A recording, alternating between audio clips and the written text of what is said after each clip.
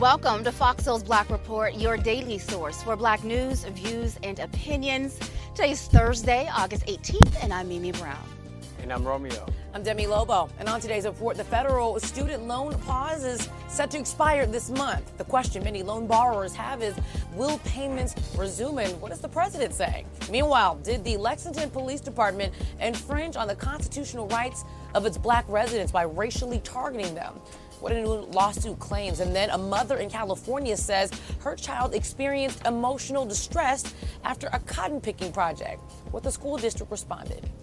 Plus, the legendary CeCe Winans stops by to talk about the success of her album and so much more. And Swizz Beatz and Timbaland sue a major streaming app for breach of contract. We have all of that and so much more. This is our voice and our truth, so let's get it.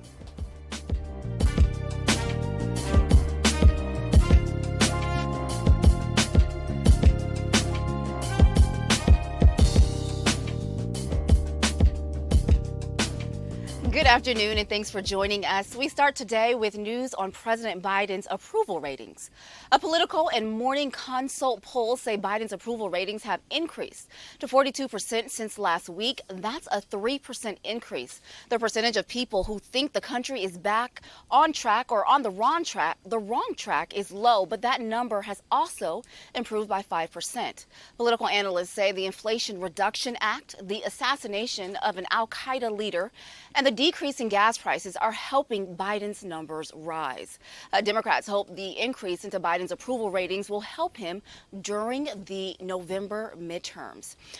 Listen, all of the three things that I named are really, really good things for Democrats, for Biden. At this point, I'm just waiting for him to announce that he's running for president again in 2024. But we do know November is what? August, September, October, maybe like 2.5 months away. Anything can happen in politics. So we'll have to see what happens. But I do know if these student loans don't get fixed, we're going to have those numbers are going to go backwards pretty much. You know, it's just so many more factors than that, Mimi, too. The student loan debt is definitely a very big factor. Yesterday, we were talking about inflation. We were talking about global warming, about the climate crisis. There are so many things that need to be tackled right now.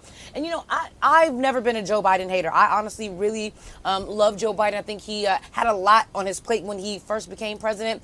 But honestly, if I'm just going to say what I think millions of people are feeling in the world, millions of black people are feeling in the world, wouldn't it just be nice to have like a young, fresh voice to speak for us? Like, I just imagine the feeling that we felt when President Barack Obama was running, even the feeling when VP Kamala Harris was running. It just felt like, wow, someone that is for us, really for us, was running. And I love Joe Biden, but I really would like to see someone really come into the game and that is for the black community. They don't have to be a black person. I guess it would be lovely, but I just some new, fresh talent, because Joe Biden is a little bit older. We see him mess up, a lot reading teleprompters and things like that. I want to see a solid president come in and really make some change. You're trying to shake up the Democratic Party right now. That's what you're trying to do. I am. No, I kind of agree with you. He has made some promises. We do understand that. It's a promise that we're still waiting for him to keep with that. But this climate bill, this going through, says a lot. Even though it's a slimmed down version of what he really wanted, it's still a situation where it got through just in time for the midterm. So look, nothing can stop him. Numbers going up, things are looking good. But there's so much more work he has to do. And some people are thinking that. Some people may even question is VP Kamala Harris. Maybe she should be prepared to step up, make that next level. Has she done enough for that? That could be a question too. Yeah, I read an article right before we came on. Joe Biden is in his 80s. And so a lot of people are saying, perhaps he's too old. But, they're thinking if that matchup looks like Biden and Trump, he is the only one that the polls show can beat Trump at this point. And so you have that. And then they're saying, although he's in his 80s, Trump will also be in his 80s by the end of the term for 2024. And so, Demi, we're stuck right now with older white men. I do think that we do need some young, fresh blood, but I don't think it'll be 2024 when we see that. I think whoever that is probably gearing up now, and it's something that we'll see later on. But this is kind of what I think we're going to see, either Biden, hopefully not Trump, but I think he's definitely going to be the party nominee. It's just the way the cookie is crumbling. I just remember that Bill Clinton, for example, didn't do everything correct. We know that, but I do feel like there was a sense of just like, you just felt like your president really heard you and could speak to, what you're going through in your daily life. And I just feel like right now it's just like we're on cruise control with presidents. Like, we don't even know if any of what's happening from the presidents is how they even really feel. So do you feel like like people like, of course, like the president right now is not connected to the younger generation? I don't think they're connected to anybody. Honestly, I feel like it's just a blanket answer we're trying to do. Even like with student loans, for example, right? We're going to talk about student loans in a second. With student loans, you could do one. Senator Elizabeth Warren says it every single day in and day out. She's always on her Twitter saying that with a swipe of the pen, Joe Biden could eliminate at least $10,000 for ITT has gotten 2 rounds of student loan debt forgiveness. I mean, it's like you're not listening to the people that matter, and those are the black women, black people, and those who have the student loan debt. I don't understand. Okay. All right. Yeah. All right, let's talk about student loan debt, because you guys know I can go on and on and on. One of my favorite topics. Now, millions of student loan borrowers are still waiting to find out whether or not their payments will resume. I am one of those people. Now, the federal student loan pause is set to expire on August 31st. It has been in place since the pandemic started in March 2020. President Biden has not signaled whether he plans to extend it. The White House says an extension is still being considered and a decision is expected by the end of the month. This reminds me of the House moratorium during the pandemic. I think that the House moratorium during the pandemic was a Band-Aid, and then the problem honestly got bigger. And so for me, this is the same thing. Pausing. You only put more people in debt, and you give us this false sense of reality that I don't have to pay back my student loans, and then all of a sudden, boom, like out of nowhere, it's all of this anxiety to pay. I believe that it would have been so much better, instead of pausing it, just cut it. By the time we spend 2-3 years, some people have already spent a few $1,000s on student loan debt. We just can give us $10,000 and it would have just alleviated the problem altogether. Yeah, no, Demi, you're right. Listen, there are about 40 million people right now who are in the dark, who are waiting for a decision. And a lot of people are saying, listen, I like to plan my bills out. I'd like to know what I'm doing for September, October. I need to budget, and they can't move because they have no idea if the pause is going to unfreeze, if they're going to have to pay back these student loans, or if it's going to be forgiven. And so, the White House says that Biden is supposed to make a decision by the end of the month whether or not he's going to unpause it, or if he's going to do the forgiveness that he campaigned on. And so, as I said earlier, if he wants these numbers to keep going in the right direction, then he definitely needs to keep that campaign promise and forgive student loan debt. I agree. And like we said, earlier this year, more than 90 Democrats in the House and Senate called on the president to cancel student debt now in a letter. Maybe they need to go a little more pressing hard, full court press. So I'm saying, look, but I feel like I'm a betting man. If I'm a betting man, I think before the midterms, this will get done. I think they're dragging it out. They're setting us up. It's going to get done, and it's going to boost its numbers even more. Yeah. All right. Well, a day after her devastating primary election loss, Congresswoman Liz Cheney says she is considering a run for the White House. Cheney is vowing to do whatever she can to stop Donald Trump from becoming president again. A spokesman for Cheney's campaign says she will launch an organization to educate Americans and mobilize them to stop Donald Trump from being president. During her recent House race, Cheney raised $14 million, but her campaign only spent half of that. Cheney campaign officials say the Wyoming Congresswoman plans to transform her campaign operation to a political action committee. And D.C. Mayor Muriel Bowser is renewing her request for the National Guard to help the city deal with thousands of migrants arriving in Washington by bus. Governor Greg Abbott has sent more than 6,000 migrants from Texas to D.C. and New York. He calls those cities sanctuary cities. The Pentagon denied an earlier request from Bowser for help. The D.C. mayor says her city's homeless centers are being overwhelmed by the new migrants coming into her city. Thomas Lane, one of the Minneapolis cops involved in George Floyd's death, is being ordered to report to a federal prison in Colorado on August 30th.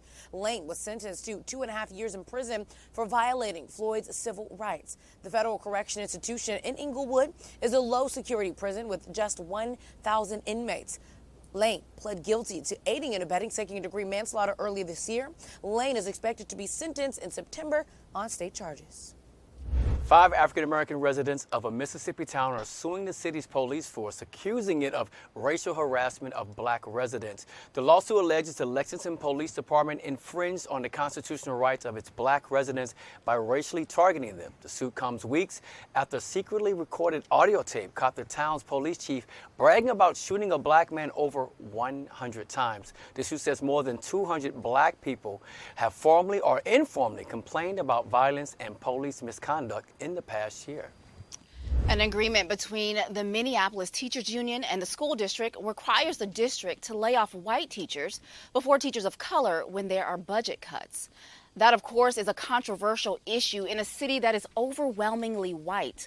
The stipulation comes as part of a recent collective bargaining agreement that ended a 2-week-long teacher strike that is effective next year. Now, teachers will be subject to layoffs in order of seniority, but if a teacher is part of an underrepresented group, the district can lay off someone with more seniority. The move is to protect the non-white teachers that make up a smaller percentage of the school district. Minneapolis is the only school district that allows layoffs based on race rather than seniority. An African-American parent is suing the Los Angeles Unified School District, also known as LAUSD, claiming a cotton field was set up at an elementary school to teach students about slavery. It happened at Lawrence Band School in West Hollywood, California. Rashonda Pitts says that her child experienced emotional distress as a result of the project that took place back in 2017. Pitts says the teacher said the project would help students gain a real-life experience like what enslaved African people endured. Pitts says that she noticed the field when she dropped her daughter off at school. School district officials have released a statement saying it regrets the project as it was construed as and culturally insensitive to the students, and we could not agree more. I will just speak for myself here. We've talked about cotton projects in the past, and as a resident of Los Angeles, we've talked about it in other states, smaller states, but it's much more different when it is in your backyard. LAUSD is the second largest school district in the nation, and so for something like this to kind of happen on our watch here in Los Angeles is very disheartening. But what's more important is that this took place in 2017. We're talking about this happening in current day. This has been going on for a very long time. And this mother here, she says that she has the daughter now has uncontrollably anxiety attacks, depression again, and thinking about this cotton project. And it just makes you really wonder, who are you for this teacher to think that you are the person to give a real world slavery experience in 2017, years after slavery has been abolished? Listen, y'all, so like as you said, this hits home a little closer because it's in our backyard. My son attends LAUSD school system, right? And so the mother says she was dropping off her child. She noticed the cotton field and she wanted to talk to whoever's in charge. The assistant principal tried to tell her that the class was reading the autobiography of Frederick Douglass. And in the book, he talks about the cotton field. And so they thought it would be a good idea to give the kids some real life experience about the cotton field. But if you've ever read Frederick Douglass or you know anything about him, I mean, his life is all about self-determination, never giving up, education. He taught himself to read and write. He was an abolitionist. Like, there are just so many other things we could have pulled out of that versus picking cotton. And so, I don't know why they thought this was a good idea, but I do commend this mother, this parent, for holding them accountable. And we do so many stories like this. And so it begs the question, if you were another race, let's just say, you never hear of a school recreating a concentration camp and telling Jewish people their ancestors went through this, and so let's see, how you feel about it. They never do that. They only do that to black people. But why is that? You know what? I'm going to speak on it for a second. I agree with you. You both have very valid points here. Now, we've also had stories in here where the teacher just had cotton within the classroom, where he wanted you to touch it and feel it, and the thorns and things of that nature. And some people are not totally happy with that. There's different levels of how you can teach this. I do understand that, but we don't want it to get to the point where it does disturb the students and then it disturbs the families, because I really don't want it to get to the point where they start making it, well, maybe we shouldn't teach about black history and slavery because everyone gets to feel a certain kind of way about it, or they are starting to feel upset or it bothers them. I don't want to not teach it. I don't want to get to that, but this was definitely to the extreme. I'm sorry to cut you off. No, I'm sorry to cut you off, Romeo, but to answer your question, Mimi, is as a marginalized community, we would never do that to another community that we understand that they went through issues like that. That's why we would never do that to the Jewish people or to another, again, marginalized community, the trans community, any other community. We would never do that. But you have white Americans who did not have to go through their ancestors, and not that all, because there were some, I'm sure, some white Americans who have lineage who can say, my ancestors did go through this, but for the most part, white Americans did not have the same experience that we did growing up, so they don't understand what it is like to be marginalized in America. So that is why they think it's okay to pinpoint the black community and other communities and do this to us. Yeah. You know, and like I said, the autobiography of Frederick Douglass, Soulmates, if you haven't read it, pick it up. It's a great book. There's so many themes throughout this book. Picking that one to focus on just shows how small-minded this individual was, and how he basically, as you said, the child is having emotional stress, scarred these young children in elementary school for a really long time. That was very extreme, you're right. All right, well, former Los Angeles County fire captain accused of taking pictures at the site of plane crash that killed Kobe Bryant walked off the stand 3 times during testimony this week.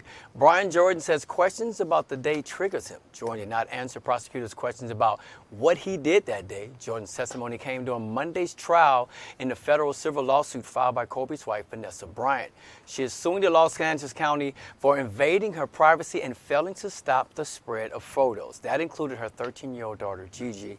Jordan's attorney says his client suffers from a medical condition associated with his viewing of the crash scene. And here's an update to a story we told you about earlier this week. A Mississippi Highway Patrol trooper is being cleared of any wrongdoing after being caught on video beating and choking a man who was handcuffed. Take a look, Soulmates. This is video of the incident shot by the brother of Eugene Lewis earlier this month. Officials with the Mississippi Bureau of Investigations say their probe showed no evidence of criminal conduct in Trooper Hayden's Valves in his arrest of Lewis. Now, police officials say Lewis was pulled over for speeding. Lewis says he complied with the trooper's orders until he began beating him in the back of the police car. That's when Lewis says he got out of the car because the trooper was choking him. An upstate New York firefighter is suing his department after he says he was pressured into going to a party that had racist imagery. Gerard Jones is suing the Rochester Fire Department for $4 million for emotional distress. Jones says the party was at a private home in a wealthy section of the city. Jones says he saw a display in the house that mocked the Juneteenth holiday.